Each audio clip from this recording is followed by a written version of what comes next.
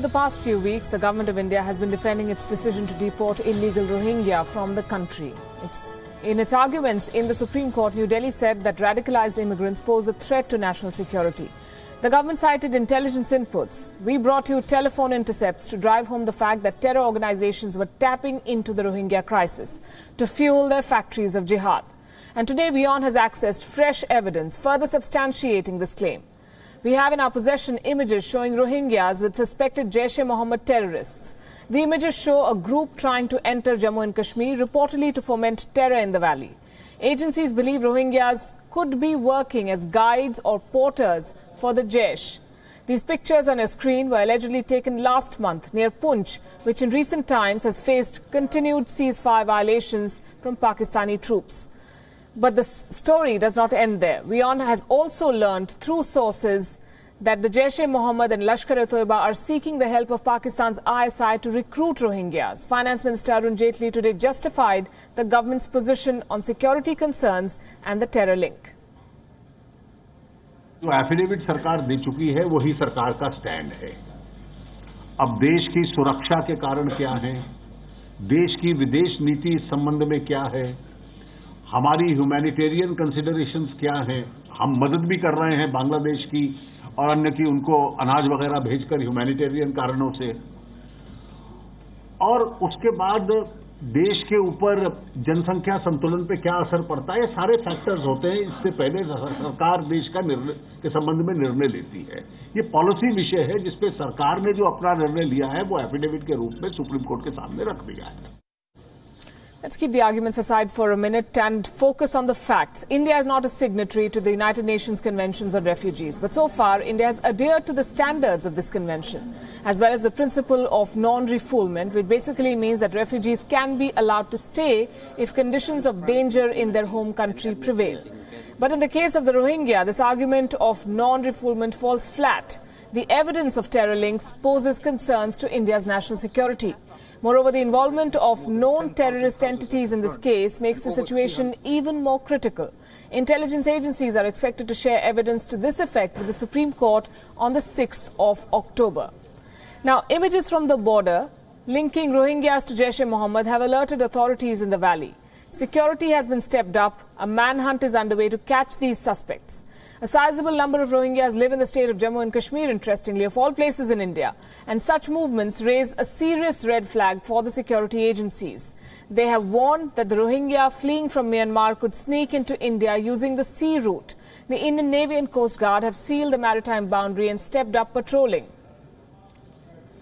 The Rohingya can enter from Bangladeshi waters or from the Andaman and Nicobar Islands from Myanmar. Sources have told WION that maritime surveillance aircrafts have been deployed in these areas to prevent the influx.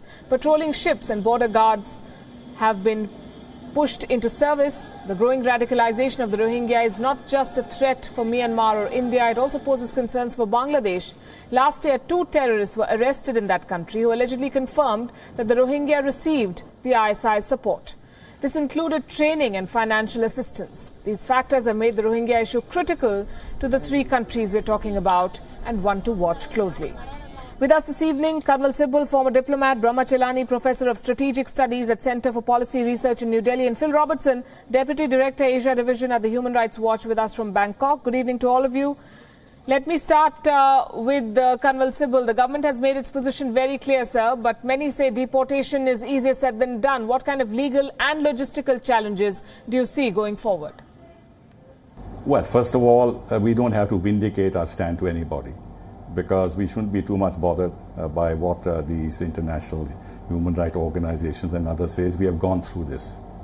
We have gone through this for years. We have been attacked on the issue of violation of human rights in Jammu and Kashmir all through the 90s, and all these human rights organizations have refused to listen to our case and have been in fact giving political cover to Pakistan and its terrorist affiliations until the politics of the United States changed, and now we've seen a very different view that is coming from the United States, and they have begun to speak the language that we've been speaking. So these are all political games that are being played. We have to protect our interests and not be bothered by this, because we know what we are doing. We have 20 million refugees from, not refugees, illegal migrants from Bangladesh And the courts have at times ordered that they be sent back, and some of them are sent back, and they come back into the country again. This is the state of our nation, the state of our governance. We are not a military security state or a state which uses police and military power to deal with such people. It's unfortunately a very tolerant state, but we have to change. We can't keep accepting these people. And then they are settling down in places like Jammu, which are extremely sensitive, where the Valley Muslims protest against any resettlement of refugees, Hindu and Sikh refugees from the time of the partition of India, because they talk about changing the demography of the state, but they seem to have no problem in allowing more Muslims to settle in Jammu. This is how it is. I think, to conclude, I don't think we should be too much bothered, though of course we should be aware of such criticism and deal with it appropriately by explaining our case, and we have strong grounds to defend ourselves, which we shall continue to do. And I think we now taken the right position. There's a good balance between giving financial and other forms of humanitarian assistance to Bangladesh in the refugee camps, and also in our own way, while accepting that the Myanmar state has every right to control the terrorist activity by this Arakan Rohingya Salvation Army, because they triggered this conflict. But we are also saying that there should be more restraint and care should be taken of the civilian population. So we've taken a very balanced position. Brahmachelani is also with us, and so is Phil. Let me go to Phil Robertson first. You keep saying on the show that we need more proof to link the Rohingya with terrorist organizations. Well, you have it today. What's your response? Well, I find it very odd that you need Rohingya refugees to guide people across areas of Kashmir when there's plenty of other people in Kashmir prepared to do that. But put that aside, the issue is the government of India is basically saying that they're going to engage in mass punishment, collective punishment, to deport 40,000 Rohingya because they claim that some Rohingya in that group have some sort of connection with Pakistan. You know, what you're talking about is you're talking about, you know, dealing in collective punishment. You know, this is frankly not in line with international human rights law. And frankly, it's not terribly smart either. You know, if you're talking about specific individuals or specific persons who the Indian intelligence agencies have reason to believe are involved in terrorist activities, then go after those individuals. But, you know, trying to engage in collective punishment when you're not going to have ability to even send them back to Burma in the first place because Burma won't receive them is the height of folly. And I would add additionally that, you know, there's all this talk about sort of closing the sort of water route and in a sort of a mass panic of trying to keep these people out of the Nicobar Islands. There's been no indications of any boats leaving either Bangladesh or the area near Sitwe in Rakhine State yet, first point. And second point, the kind of boats you're talking about are boats that would not survive the current monsoon seas that are existing in the Indian Ocean right now. You know, everybody is going to be looking at whether there are going to be boats coming out because of the new pressures on the humanitarian crisis in Bangladesh. And I think at that point, everybody should be looking at, you know, for people to say they're doing naval patrols and calling up the guards, you know, it's another month before we even get to the sailing season. So, you know, I think there's a bit of an effort to stir panic to try to justify hasty decisions here about 40,000 Rohingya who should not be subject to collective punishment, and less sort of intelligence about how to actually go about handling a threat if there is one. First of all, these people are not refugees or asylum seekers. These are illegal immigrants who are in India and who are trying to obtain birth certificates, who are trying to obtain identity papers, and so those conventions you're talking about do not apply. Second, the Myanmari state councillor has said that they will take back the people who have the identity cards. Let me bring in Brahmachelani here. How much water do you believe these charges against India hold, Mr. Chelani? First, as you rightly pointed out, these Rohingyas have entered India illegally. India, over the decades, has provided sanctuary to refugees from a number of places, including Tibet, Afghanistan, Iran, Sri Lanka, Bangladesh and even Myanmar in the past, that these Rohingyas have entered India illegally, and they have been so well organized that they have dispersed across the length and breadth of India, settling in sensitive areas like Jammu, Kashmir Valley, and Hyderabad. And as the government of India has pointed out to the Supreme Court, some of these refugees, so-called refugees, have actually acquired Indian IDs by submitting false documentation. So the fact that these refugees, so-called refugees, have managed to penetrate India in such a blatant manner, acquire false IDs, and the fact that increasingly the Rohingyas in Myanmar have become jihadist in their mindset, and they are a couple of terrorist groups operating among the Rohingyas with links to Islamic State, with links to the ISI agency of Pakistan, should be a cause of worry for India. Which I believe is. Let me get in Colonel Sibal here as well. This position taken by international agencies in some countries against India, how do you respond to it? Well, nobody is saying all of them are terrorists, but it's a pool of people, and amongst them there are those who have terrorist links. You know, even in 2014, al-Baghdadi had identified Rakhine State as a place where Islamic Jihad will be carried out. And Jaish-e-Mohammed chief Masood Azhar has spoken up against the so-called atrocities committed by the Myanmar government, and Hafiz Saeed, LET, has links with these people. So what you really need is a handful of people who are motivated, brainwashed into committing terrorist acts. And that is what is worrisome. Even the refugees who've gone into Western Europe, all of them are not terrorists. But there have been amongst them those who have infiltrated the refugees as terrorists and have committed very grave acts of terrorism. So that's what we have to worry about. And this is a legitimate concern of any state. The Europeans are very, very concerned. There are so many European countries who refuse to accept any refugees whatever. The United States, in the United States, Trump has just won the legal battle where the Supreme Court has allowed the ban on refugees. So if these countries can feel concerned, who are far away, like the United States, from the epicenter of terrorism and from this region where they're well protected by oceans on both sides, if they can feel concerned, we have every legitimate reason to feel concerned, because we are already suffering a great deal from terrorism from across the borders, and we don't want to add to our problem. Phil Robertson, I'd like you to respond. Points here. It's probably the worst kept secret in South Asia that there are plenty of Indian officials that are prepared to take bribes to issue ID documents. And in fact, if you look at the history of the Naga, the Chin, the Kachin, and others, many refugees from Burma who are from other ethnic groups who have fled to India, and frankly, we thank India for taking them, and have assumed these IDs. It's because that it was very easy to bribe people to do the work there. So, I mean, it's no great secret that there are IDs from India that are being obtained by refugees and asylum seekers in a fraudulent manner, and it's being aided and abetted by Indian officials.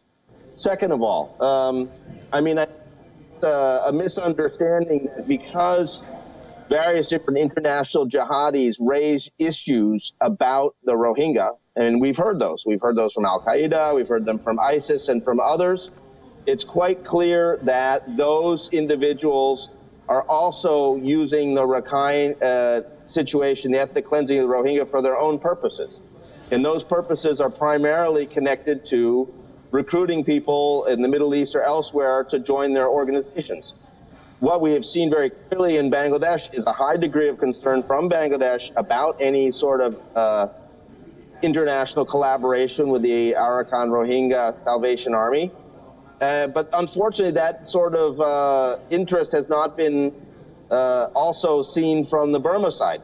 In talks with various different Bangladesh diplomats, we have learned that there's been very strong efforts by Bangladesh to work with the Burmese government officials to try to better patrol that border, to cooperate in sort of sharing information about potential international jihadis or other sort of terrorists that might be trying to infiltrate down to that border to take advantage of this situation of the ethnic cleansing, and that, frankly, the Burma government has been totally and completely uncooperative, including during the visit by Ms. Aung San Suu Kyi's National Security Advisor, Thong Thun, to Bangladesh, where essentially they didn't respond to proposals by the Bangladesh government to cooperate to make sure that there is no infiltration of these sort of outside elements.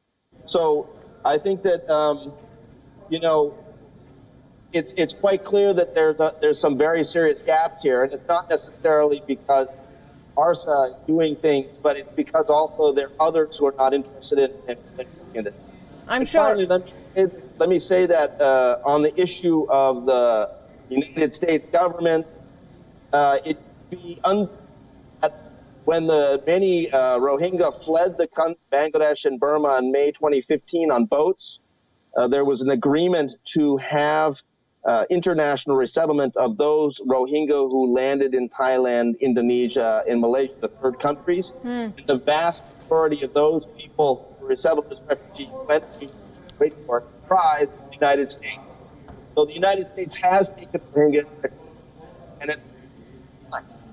Okay, I'm losing your audio, but I can get the drift of what you're trying to say. Brahmacharani, I've been debating this subject for almost 3 weeks now, and I believe the crux of the key question here is this: can you fault a state for trying to put national security above everything else? No one's denying the fact that there is a humanitarian crisis that's unfolding. No one's saying that all of these people who are seeking shelter elsewhere are terrorists, but there is a clear terror link, and can that be ignored? Absolutely not.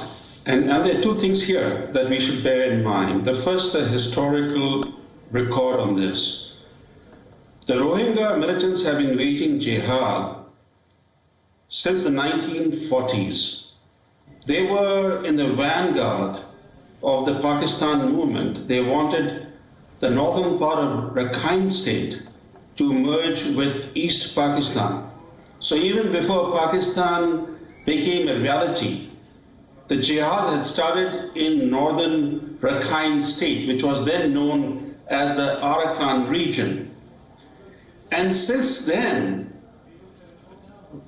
this Rohingya militancy has waged terror against the state of Myanmar, refused to accept Myanmar as their motherland, and in more recent years, they have acquired transnational linkages with Islamic militant groups in Saudi Arabia, in Pakistan, the very organizations in Saudi Arabia and Pakistan that have been involved in aiding militant and terrorist groups elsewhere, including in India. Sure. So we have to bear in mind that the Rohingya militants have been in the vanguard of the global jihadist movement. And the fact that even if 100 of these elements enter India in the garb of being refugees, India's internal security would be compromised. And the second point that I wish to make is that India is a very crowded country. Sure. India has been very generous in the past in accommodating refugees from different lands. But look at the 5 permanent members of the United Nations Security Council. They are tasked with upholding international peace and security. Have they taken any Rohingya refugees? Not a single of them. Not a single refugee has been admitted by any of the permanent 5 members of the Security Council. And for India to take 40,000, and in fact we are getting even more seeking to enter India, is a matter of deep national concern. And we cannot take refugees who are not vetted, who come in illegally, and who may have links with militant organizations. Absolutely, absolutely. I'm out of time on this one, but thanks very much, Brahmacharani, Phil Robertson and Kanwal Sibal for joining us here. Of course, the crisis still unfolding in India is giving humanitarian help and aid material, relief material that has been sent to Chittagong in Bangladesh.